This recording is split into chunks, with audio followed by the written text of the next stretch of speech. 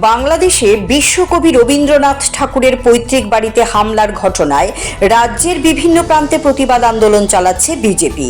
একই সঙ্গে সেই দেশে সরকারের দৃষ্টি আকর্ষণের চেষ্টা করা হচ্ছে।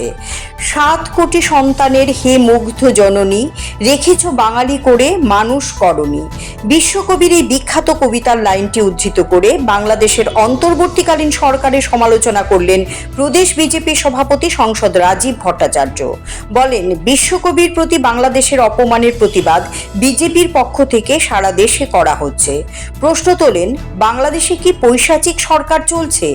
বিশ্বকবির পৈতৃক বাড়িতে হামলা, অথচ বাংলাদেশ সরকারের কোনো বিবৃতি নেই। কাউকে এখনো পর্যন্ত গ্রেপ্তার করা হলো না। সোমবার আগরতলায় স্বামী বিবেকানন্দ ময়দানের সামনে থেকে বিজেপি একটি প্রতিবাদ মিছিল করে বাংলাদেশের সহকারী হাইকমিশনের কার্যালয় পর্যন্ত। বাংলাদেশে কবিগুরু রবীন্দ্রনাথ ঠাকুরের পৈতৃক বাড়ির উপর আক্রমণের প্রতিবাদে এই মিছিল তাদের।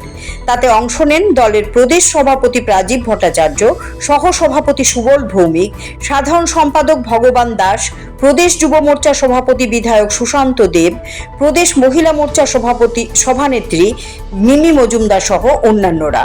মিছিলটি সহকারী হাইকমিশনের কার্যালয়ের কাছাকাছি আসতেই পুলিশ তাদের গতিরোধ করে। যদিও পরিস্থিতি নিয়ন্ত্রণের বাইরে যায়নি, সেখানেই দাঁড়িয়ে বিক্ষোভ দেখান বিজেপির নেতা কর্মীরা। CERI TV, channel for news and entertainment.